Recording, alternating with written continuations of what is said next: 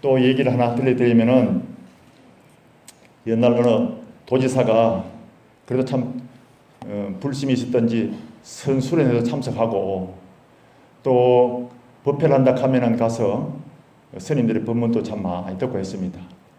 그 어느 절에 큰 스님께서 건강경 법회를 한다 하니까 가서 법문을 들었습니다. 듣고는 그 큰 스님이 운곡 스님이라는 스님인데 그 스님하고 또 여가를 이용해서 차를 한잔 하게 되었습니다. 그래 큰 스님이 보니까 이 도지사가 신수가 훤하고 참 얼굴이 좋아 보여가지고 평소에 수행을 많이 해가지고 마음이 많이 비워져서 참 저렇게 얼굴이 참 훤하고 좋구나 싶었는데 이 도지사가 차를 한잔 떡 먹고는 스님 저는 아무 근심 걱정이 없이 살아갑니다 하더래요. 그래 큰 스님께서 어찌 그렇게 아무 근심 걱정이 살아갑니까 하고 물으니까 스님 저는 어릴 때 우리 집이 좀 잘 살아가지고 여러 사람들이 출입이 잦았는데 그 중에서 사주 관상을 잘 보는 쪽지기 도사가 한 사람 늘 찾아왔습니다. 그래 그 사주쟁이가 저의 인생을 예언을 했는데 지금까지 탁 들어맞았습니다. 17세 과거에 급제를 하고 그 뒤에 벼슬에 나아가가지고 성진을 하고 성진을 해가지고 도지사가 될 것이다 했기 때문에 저는 다 그거에 맞아떨어지기 때문에 편안한 마음으로 살아갑니다. 그래서 저 나이가 54세가 되면은 운명을 달리한다 하니까 그때 뭐 내 인연이 그까진갑다 생각하고는 아무 걱정 삽니다. 그리고 저 사주팔자에 자식이 없다 해가지고 무자식이라 하니까 우리 집 사람을 뭐 탓하지도 않고 그 편안한 마음으로 내 사주가 그러려니 하고 우리 살아갑니다. 이래 얘기하거든요.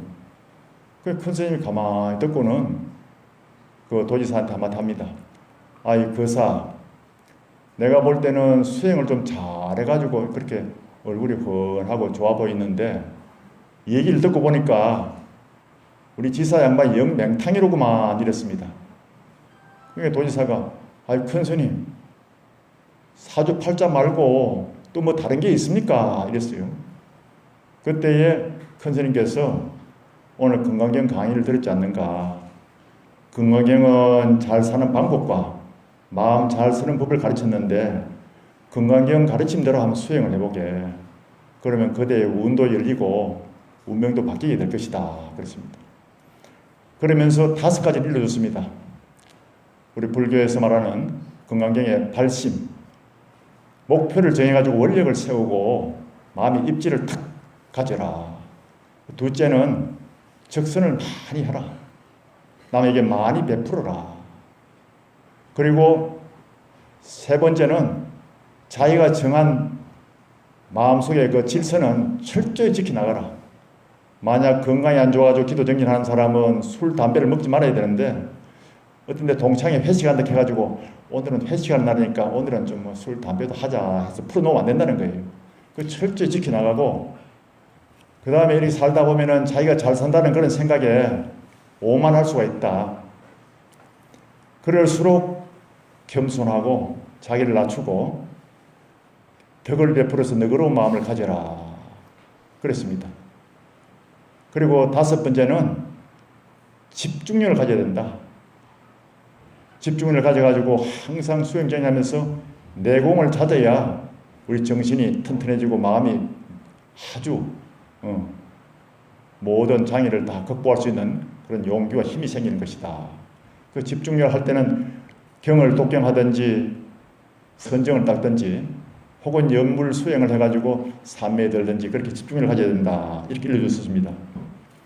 그래가지고 이 도지사가 그날부터 큰 스님한테 너무 큰 감명의 법문을 들었기 때문에 일기를 썼습니다. 수행 일기를 쓰면서 오늘은 내가 남에게 무엇을 베풀었다. 아직도 부족하다. 더 많이 베풀어야 된다. 이런 생각을 하면서 항상 자기 반성하는 일기를 썼어요. 그런데 이 사람이 54세에 죽는다 했는데 72세까지 살았습니다. 그리고 자식이 없다 했는데 아들 또 2사람이나 두었어요. 너무도 신기하고 참 그 건강경 가르침대로 행하는 것이 너무 좋지 않습니까? 원력을 세우라는 것은 발심하라는 것이고 적선을 많이 하라는 것은 보시 바라미를 닦으라는 거야. 남에게 많이 재물을 베풀고 하라는 거죠. 그리고 자기 마음의 정한 질서를 잘 지키라는 것은 지게 바라미를 행하는 것이고, 겸손하고 항상 덕을 베풀라는 것은 인욕 바라미를 하라는 것입니다. 그리고 집중력을 가지라는 것은 바로 우리가 정진해가지고 선정이 쌓이고 그 지혜가 나오면은 좀 더 지혜롭게 잘 사는 마음과 잘 사는 방법대로 그렇게 삶을 살아가라, 이런 뜻이 담겨 있는 것입니다. 이 육바라밀 공덕의 행을 실천하니까 그렇게 운명이 바뀌었다는 겁니다. 그래서 이 좋은 가르침을 내 혼자 안고 가기에 너무 아깝다 해가지고 자기 자손들을 위해서 자기 이름을 붙여가지고 그분의 이름이 원요범인데 요범사원이란 글을 남겼습니다. 그것이 지금까지도 전해져 가지고 세계 여러 나라에 번역돼 나갔고, 또 우리 중국에서 공부하고 온 유론장 대경스님 얘기를 들으니까 중국에서는 정초에 항상 이것을 드라마로 엮여가지고 방영을 한답니다. 그 해마다 이제 배우가 달라지고 탤런트가 바뀌어서 나오니까 또 사람들이 관심을 가지고 또 눈여겨서 이 드라마를 보고 이 내용을 마음속에 담아 그렇게 지낸답니다. 그것이 바로 국민들에게 인성 교육이 되고 정신 교육이 되는 것입니다. 이렇게 늘 하니까 그 중국 대만이라는 나라는 우리보다 훨씬 적은 인구로서 적은 땅을 가지고 있으면서도 잘 사는 나라, 질서를 잘 지킨 나라로 그렇게 알려지고 있습니다. 우리 불자님들도 이렇게 원을 세우고 수행 정진하는 마음으로 집중을 해야 됩니다. 집중을 잘 해가지고 정진을 쌓고 또 거기에서 선정이 쌓이고 거기서 지혜가 나오면은 부처님처럼 사람의 건기에 맞게 대기설법을 할 수 있는 것입니다. 우리나라에서도 원효대사라는 분이 민중불교를 위해서 참 대기설법을 잘했지 않습니까? 이분은 일찍이 당나라 유학 가서 좀 큰 스승을 만나서 공부를 해보고 싶어 갔는데 가는 도중에 그 어디 운막 속에 들어가지고 잠을 청하다가 목이 말라가지고 물을 마시는데 아주 감로수처럼 달콤하게 물을 마시고 있는데 자고 일어나 보니까 그 물 속에 해골 바가지가 딱 들어있는 거예요. 그래 막 구역질하고 구토를 하다가 갑자기 생각하니까 어제 저녁에는 감로수처럼 맛있게 먹었는데 오늘 아침에 해골 바가지를 보니까 구토가 나고 하는 거 보니까 이건 다 마음의 장난이다. 일체가 유심소조로다 하고 깨달음을 얻었습니다. 그리고는 당나라로 가지 않고 돌아와가지고 신라 서라볼로 와가지고 부처님의 법을 쉽게 모든 백성들에게 전하기 위해서 민중불교, 대중불교를 일으켰던 것입니다. 때로는 저작거리에 나가지고 사람들을 모아놓고 춤을 추고 무예가를 부르고 했습니다. 그 내용에 보면 이렇게 나와요. 어허 사람들아 마음 닦아 수행하세. 깨달음은 부처이고 미혹하면 중생일세. 어허 사람들아 경을 받아 읽어보세. 깨달으면 부처이고 미혹하면 중생일세. 어허 하면서 춤을 덩실덩 추고 다니까 사람들이 그 뒤에 따라다니면서 그 법문을 듣는 겁니다. 그래서 부처님의 법은 참 위대하고 훌륭하구나. 경의 구절도 한번 읽어봐야겠고 또 마음을 닦아서 수행을 해봐야겠다, 이런 마음을 냈던 것입니다. 그때 삼국전쟁이 일어나가지고 정말 우리나라가 그런 어려운 세월 속에서 전쟁 고화도 많이 생기고 상위 군인들도 퇴역에 돌아와가지고 오갈 데 없으니까 동양을 해먹고 사는데 집집마다 다니면서 동양을 하는데 동양을 안 주면은 막 행패를 부리고 막 그렇게 했습니다. 그런데 동양 주는 사람도 그렇잖아요. 한 사람 오면 괜찮은데 왔다가 또 오고 또 오고 하니까 참 좀 구차스러운 생각이 들었겠죠. 그래서 막 항상 시비가 붙고 그랬는데 원효대사님이 저 강가에다가 운막을 크게 짓고 그 전쟁 고아들과 상위군인 전역자들을 다 모아가지고 함께 동고동 나가면서 그 사람들에게 부처님 법문을 들려줬습니다. 함께 고생하면서 함께 다독거려주고 하는 원효대사님이 법을 설해주니까 기가 솔깃해서 드는 겁니다. 여러분들이 이렇게 남해 가서 국을 하고 동양을 하면서도 천대받는 것은 나라를 원망할 일도 아니고 부모 형제를 원망할 일도 아니다. 여러분들이 전생에 지은 복이 부족해서 그런 줄 알아야 하느니라.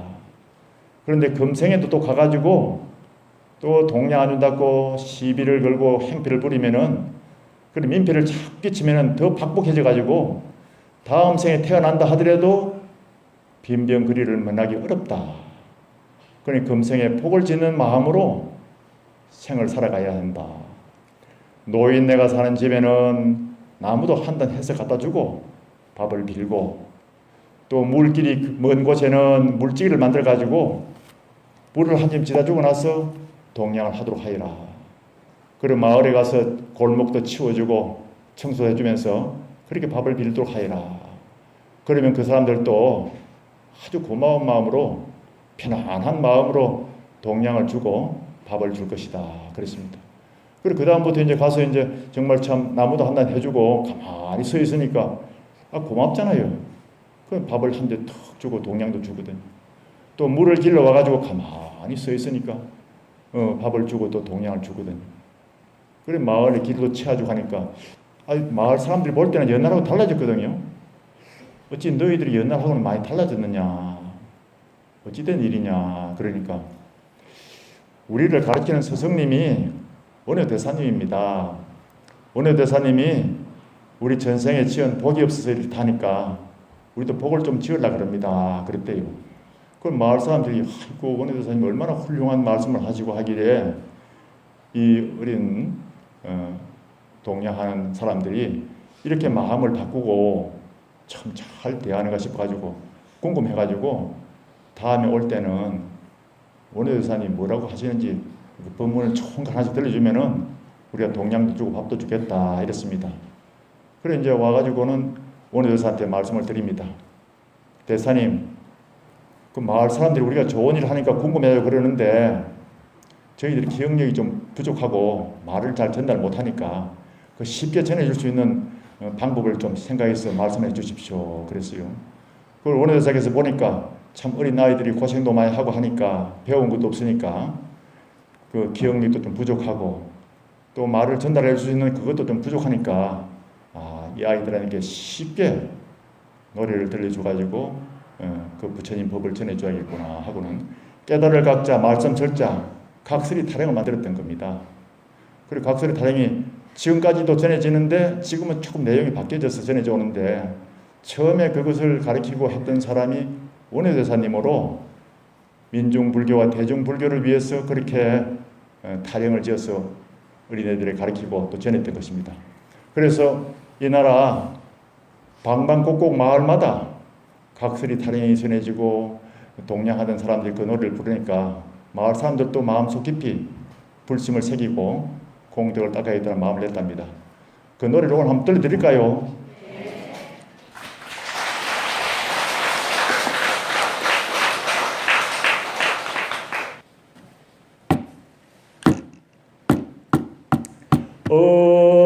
시구시구 들어간다 저절 시구시구 잘도 간다 품바 잘도 한다 일품이품 들어간다 법화경은 28품 화엄경은 39품 건강경은 무품인데 깨달음으로 바로 간다 품바 잘도 한다 일자나 한 잔 들고나 보니 일체가 유심조다 마음 먹기에 달렸네 허허 품바 잘도 한다 이자나 한 잔나 들고나 보니 이방 저방 따라가봐도 서방 정토가 최고인데 죄지은 사람은 못 간다네 허허 품바 잘도 간다 어절 시구시구 들어간다 삼자나 한 잔 들고나 보니 삼보님께 기하여 선행 공덕을 닦아보세 허허 품바 잘도 한다 사방 둘러봐도 부처님 정법이 최고다 어허 품바 잘도 간다 옷자나 한 잔 들고나 보니 오종대은 명진불망. 나라님 은혜가 크고요, 부모님 은혜가 크고요, 스승님 은혜가 크도다. 도반님 은혜가 크고요, 시주님 은혜가 크도다. 시구시구 잘도 간다.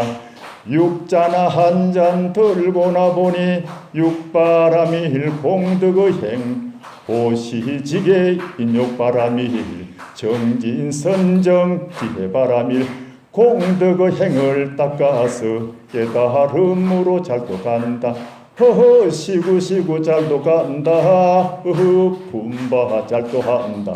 칠자나 한 잔 들고나 보니 칠성당에 팔자에 없는 아들 달라달라고 빌들을 말고 지나가는 빈병거린 발세를 마소.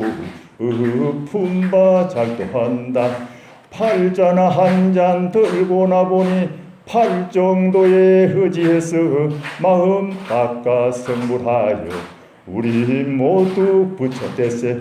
허허 시구시구 잘도 간다. 어쩔 시구시구 잘도 간다. 품바 잘도 한다. 굿자나 한 잔 들고나 보니 부품현아대 극락정토가 어디 맹고 한 생각 비우고 말힌 그 자리가 정토요 극락이로다. 그곳에 있는 주인공이 참된 자성이요 전래 부처님이시니 한 생각 비우고 말켰어. 청정 자성본불 칭견하세. 어쩔 시구시구 잘도 간다. 이랬던 거예요.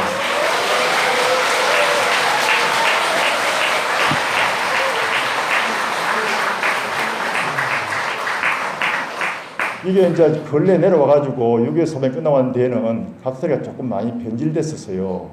원효 대사님 같이 훌륭한 분이 계셔가지고 법을 가르치고 또 민중불교에 이런 노래를 자꾸 개성시켜 나갔더라면 좋아졌을 건데, 우리 어릴 때는 각설이 사람이 좀 달랐는데 그걸 오늘 여기 한번 선물하고 뒤에 가서 다 따라다니면서 들어봤었습니다. 근래 나온 유교 사변 이후에 나온 각설이 어떤 것이냐. 일자나 한 잔 들고나 보니 일선에 가신 우리 아빠 돌아오기만 기다린다. 이자나 한 잔 들고나 보니 이북에 있는 김일성아 하루 바삐 손들어라. 삼자나 한 잔 들고나 보니 삼천만의 우리 동포 평화 통일만 기다린다. 허허 품바 잘도 한다. 이러더라고요. 그런데 이제 마지막에 가서는 건너뛰어가지고 마지막에 십자를 않고 장자를 그래요.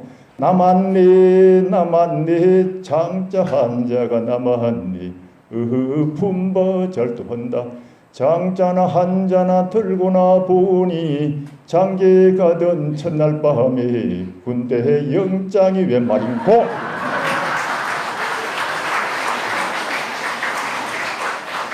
옛날에 전쟁 시구할 때는 장계원 첫날 밤에도 영장을 받고 군대 가야 되는 그런 불우한 일이 우리 역사에 있었습니다. 그래 그것이 이제 각설이 타령 속에 다 이렇게 요한으로 묻어가지고 전해졌던 것입니다. 원효 대사님은 정말 참 대중불교를 위해서 앞장선 보살행을 하신 분이고 훌륭하신 업적을 많이 남겼습니다. 이것은 오직 집중을 해가지고 더 깊이 들어가야만 그런 일이 생기는 것입니다. 우리가 집중을 잘하고 정신을 모으면은 처음에는 파도가 치는 것처럼 안입이 설진에 따라서 시각, 청각, 후각, 미각, 촉각, 생각이 작용하고 서로 이렇게 분별망상이 많기 때문에 마음이 아주 산만하고 늘 불안합니다. 그런데 마음을 쫙 가라앉혀가지고 내부식으로 들어가면은 만약에 마음을 간절하게 해가지고 집중했을 때 정말 화두를 챙기면서 선술을 하든지 경전을 독송하면서 또 독송 삼매에 들든지 혹은 영불정진을 하든지 간에 순일무잡한 정신으로 1시간 탁 집중이 제대로 된다 하면은 우리의 뇌파가 알파파로 바뀐답니다. 그러면 거기에서는 부정적인 생각이 긍정적인 마음으로 바뀌고 또 불평, 불만이 감사한 마음으로 자연스럽게 바뀐답니다. 그렇게 수행하고 정진했을 때에 그 내부의식이 들어가면은 거기에서 무한한 기억력과 창의력, 예지의 힘도 이 수준에서 나오는 것입니다. 어떤 사람이 이제 참 어려움이 있어가지고 절에 와서 3,000배 기도를 하고 정진을 하려고 하지 않습니까? 옛날에 성철 스님을 찾아가면은 만나기 전에 법당에서 3,000배를 하라고 합니다. 왜 그래 했는가 그 이유가 여기 나옵니다. 그 3,000배 수행을 쫙 경진하는데 보통 1,000배 하는데 2시간이 걸린답니다. 3,000배를 하고 나면은 6시간이 걸리는데 이 수행법을 쫙 하다 보면 은연중에 1시간 정도 하다 보면은 그게 집중이 되지 않습니까? 저라는 거기에 몰입이 돼가지고 다른 생각을 다 놓아버리고 오직 일념으로 들어가게 됩니다. 그때의 내부의식에서는 자기도 모르게 마음속에 불평불만은 사라지고 긍정적인 마음, 감사하는 마음이 우러나오는 것입니다. 그래서 수행의 공덕이 그리 크고 또 모든 해답은 자기 속에 다 있다 합니다. 그래서 성철 스님께서 뭐 법을 물으러 온다든가 뭐 칭의하러 오면은 먼저 3,000배를 시키는 것은 3,000배 한 6시간 동안 몰입하고 하다 보면 그 속에서 불평불만 사라지고 긍정적인 마음, 감사하는 마음이 나오는 거예요. 그 속에 자기 스스로가 다 답을 안고 돌아가게 된다는 것입니다. 옛날 법정 스님께서 차를 참 좋아하시기 때문에 제가 지리산 칠불사에 살 때 보면은 지리산은 차를 많이 만드는 곳이기 때문에 해차가 나오면은 제가 차를 이렇게 많이 보내드렸습니다. 그 차가 참 고마웠던지 법정 스님께서는 그 두루마리 편지를 먹으로 편지를 써 보내옵니다. 거기 보면 꼭 좋은 법문이 한 구절씩 들어 있습니다. 지금도 생각나는 것이 대중 가운데 살 때 대중 모두를 선지시로 생각하면은 큰 이익이 있습니다. 이런 내용을 적어 보냈습니다. 여러분들이 생각할 때 그렇지 않습니까? 도반들과 여럿이 어울려 있을 때 그 주위의 모든 사람들을 선지시로 생각할 때 큰 이익이 있는데 실제 그렇지 않지 않습니까? 우리 경계에 부딪히면 각자 생각이 다르고 생각하는 가치관이 다르고 해가지고 성격 차이로 인해가지고 불평불만과 시비가 생기게 되어 있습니다. 그래도 우리가 마음을 착 가라앉혀가지고 수행 정진하다 보면은 주위의 모든 사람들을 선지시 생각하는 그런 마음의 공덕이 우러나오는 것입니다. 그래서 이 수행 정진을 함으로 해가지고 우리는 더 깊은 차원의 삶을 살아갈 수 있는 것입니다. 그리고 이제 2시간 연속 일념으로 수행했을 때 더 깊이 들어가서는 이 속에서 자아의 문이 열린답니다. 내 마음이 싹 열린 마음이 되는 거예요. 거기서는 우리 마음이 지혜롭고 자비로워져 가지고 누구와도 소통할 수 있고 편안한 마음의 상태가 됩니다. 여기서 엔돌핀도 많이 나오고 우리 심신에서 면역력도 정대돼 가지고 우리가 앓고 있던 병도 치유할 수 있고 또 여기서 자연 치유를 만나기 때문에 우리의 건강도 회복할 수 있는 그런 축복의 은혜를 받게 되는 것입니다. 그 마음을 더 텅 비워가지고 한 3시간 정진하면은 몸에 힘이 많이 빠집니다. 옛날에 기도를 한 사람도 그렇고 참수행한 사람도 그렇고 첫 시간 할 때는 힘으로 버틴답니다. 관세음보살 볼 때 그렇잖아요. 관세음보살 관세음보살 하잖아요. 한 2시간 하면은 힘이 좀 빠졌어요. 관세음보살 관세음보살 하다가 한 3시간 되면 그것도 이제 많이 객기가 빨리 나가버려가지고 힘은 들지만은 마음은 아주 고요해집니다. 관세음보살 관세음보살 관세음보살 이렇게 탁 하는데 참선 수행하는 사람도 1시간은 탁 힘으로 버티다가 2시간 3시간 지나면 이제 참 순일무잡한 그런 경계에 들어가는데 깜빡 잘못하면 막 졸음에 빠집니다. 그 수면에 드는 거하고 선정삼매에 드는 뇌파가 거의 비슷하답니다. 그래서 참선 수행하는 사람들이 꼬박꼬박 조는 것이 선정삼매에 들다가 까딱 놓치면 수행하는 가운데서 졸음에 빠지게 되는 것입니다. 그런데 3시간 집중해서 착 하게 되면은 우리 무의식에 들어갑니다. 무의식은 즉 선정의식을 하는데 이것이 삼매의 수준이 되는 것입니다. 이 선정의식이 이르게 되면은 무심의 세계가 열립니다. 무심이라는 것은 집착을 다 놓아버리는 그런 텅 빈 마음이잖아요.